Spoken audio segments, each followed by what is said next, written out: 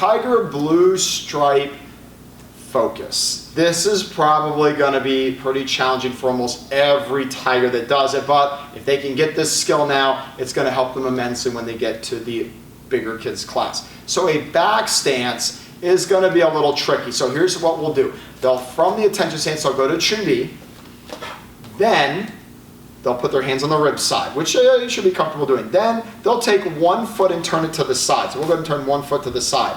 They'll take their other foot and bring heel to heel so it almost looks like an L with their feet. Now they need to take a step out, keeping the weight on the back leg, and that's the tricky part. So we'll go back to Chun-Bi. But they start doing it like this. Okay, here, here, here, here. Okay, now, what will often happen, and I'm going to have Miss Ryan help me in just a moment, is I'm going to turn sideways. They'll do this fine, they'll do this fine, they'll do this fine, but when they step, they want to put the weight on the front leg and then shift it back, and that's what we're really trying to avoid. So what we'll often do is say, when you're getting in the pool, sometimes you'll dip your toe to see is the water cold or not. And so we'll tell them to do the same thing. When you take that step, just pretend like you're dipping your foot in the water, and that'll help them keep their weight on that back leg. And once they can get the hang of that, it's very easy. So here's how we'll practice. I'll have Mr. Ryan face this way. Okay? He's already in the Chun-Bi,